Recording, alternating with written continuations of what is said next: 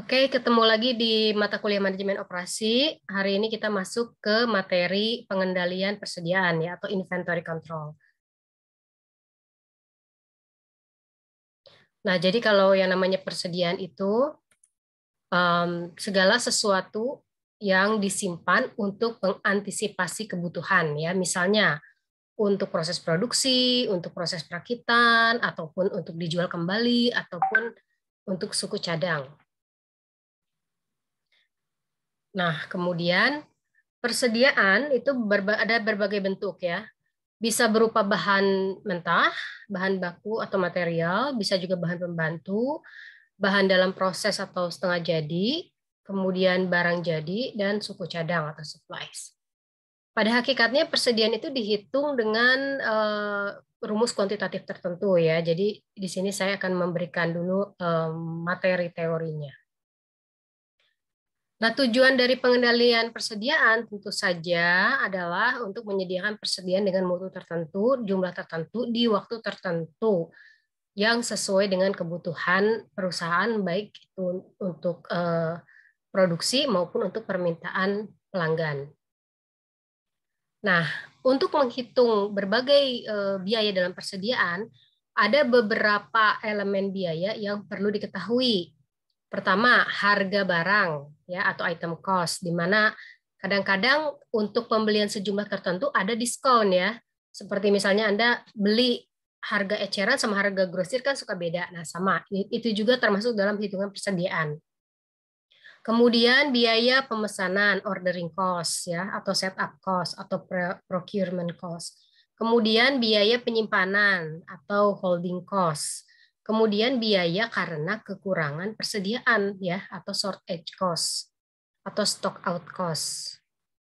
Nah, biaya-biaya yang termasuk ke dalam penyimpanan ya, itu diantaranya ada biaya modal, biaya gudang ya, apalagi kalau gudangnya harus sewa, kemudian pajaknya, asuransinya, ya. Kalau dia harus ada pendingin berarti kan listriknya, ya. Kemudian biaya yang terjadi karena susut atau rusak, ya. Misalnya Anda menyimpan cairan atau menyimpan gula merah kemudian meleleh, nah itu kan biaya juga karena rusak, ya. Kemudian biaya administrasi pergudangan, biaya gaji yang mengawasi gudang, ya, biaya listrik, asuransi, dan biaya-biaya lain yang mungkin tidak disebutkan di sini. Kemudian, nah untuk menghitung model persediaan ya, ada beberapa model untuk manajemennya. Pertama, model persediaan economic order quantity ya. Kemudian yang kedua ada model persediaan dengan pemesanan tertunda. Ada model persediaan dengan potongan kuantitas tertentu.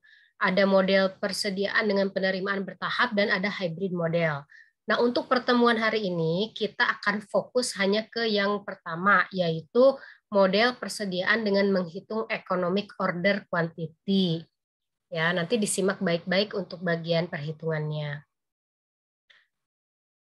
Nah, model persediaan economic order quantity ini ditemukannya oleh Harris ya pada tahun 1914.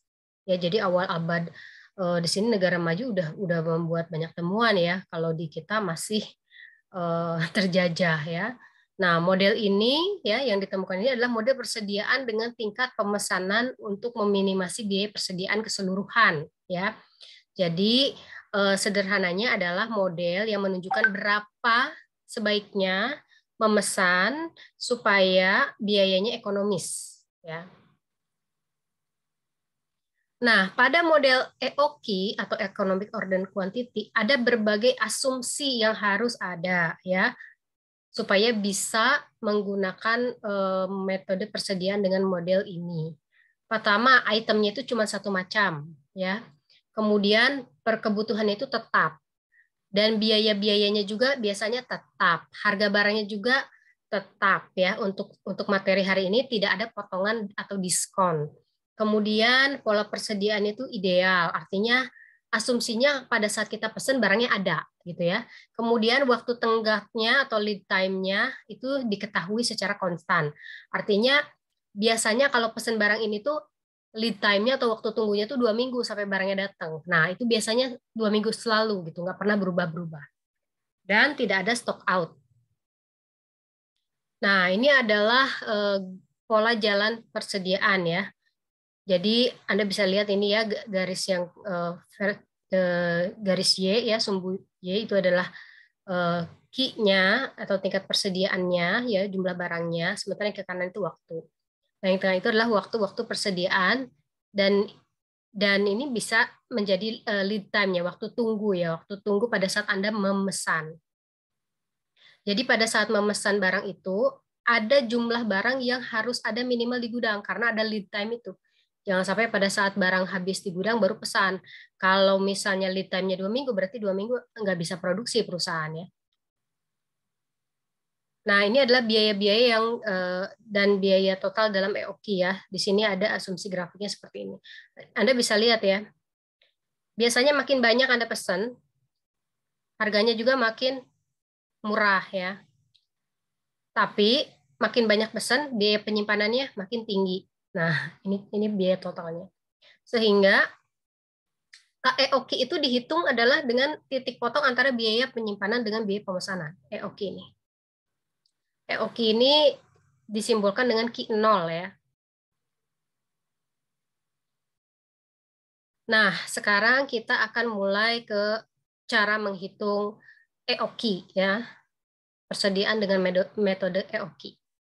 Nah, ini adalah simbol-simbol yang digunakan dalam rumus EOQ ya, di mana D adalah demand atau permintaan per tahun ya. Jadi hati-hati nih di soal. Kalau misalnya ada soal diketahuinya bulan ya, nah itulah jebakannya. Anda harus mengkalikannya untuk per tahun atau Anda harus mengakumulasikannya sampai ke 12 bulan ya. Karena D dalam soal EOQ itu adalah per tahun. Kemudian H itu adalah biaya simpan ya, holding cost. S adalah biaya memesan. Q adalah quantity atau jumlah. P price, Q0 itu adalah economic order quantity ya, Q0 itu.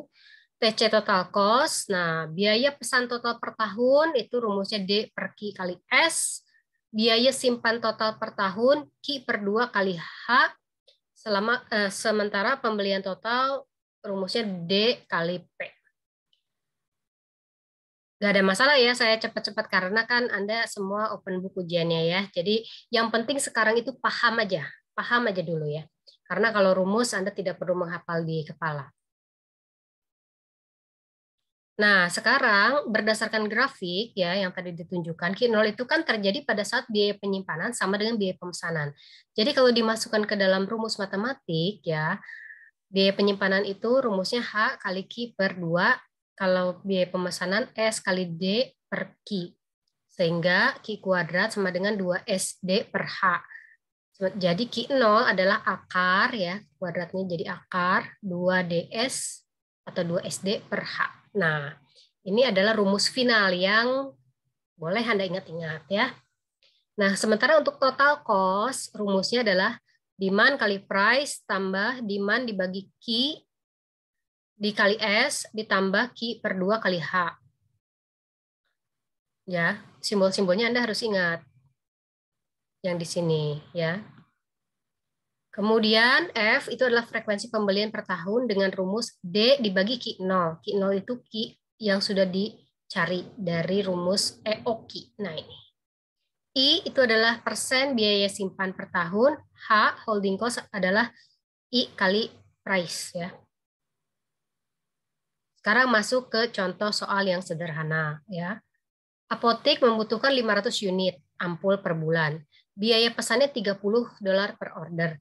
Biaya simpan 25% per tahun. Harga unit 0,5. Ya, harga per unit. Berapakah EOQ?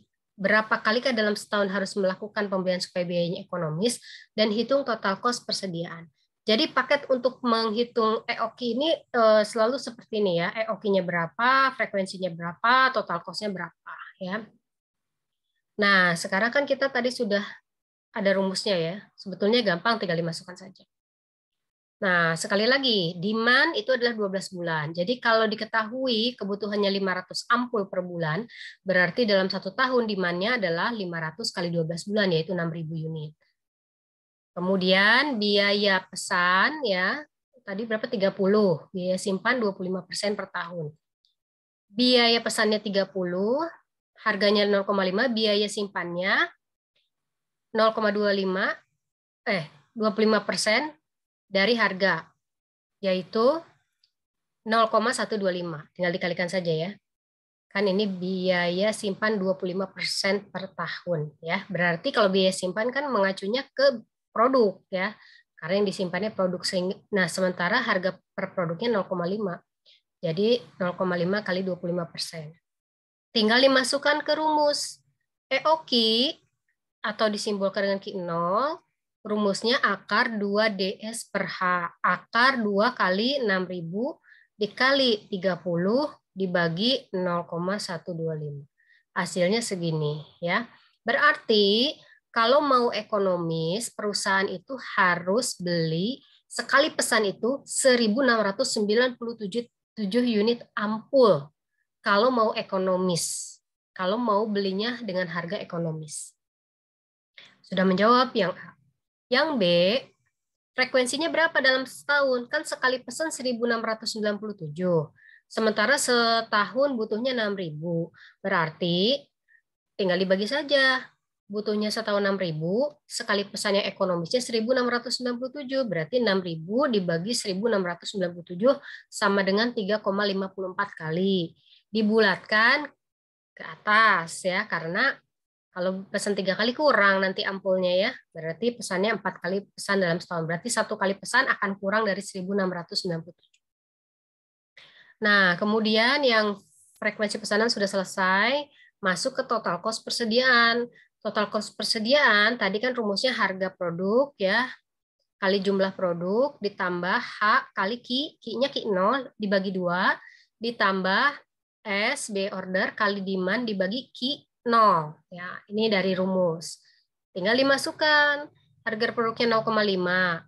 Jumlah produknya 6.000 dalam setahun ya, ditambah H kali Q0 ya, holding cost 0,125 dikali Q0-nya yang ini kan 1697 dibagi 2 ditambah 30 ordering cost-nya dikali 6.000 ya, ini demand dibagi Q0 lagi 1697. Hasilnya total cost untuk persediaan adalah 3.212,12 dolar. Begitu ya. Sekian yang bisa saya sampaikan. Jangan lupa kerjakan tugas.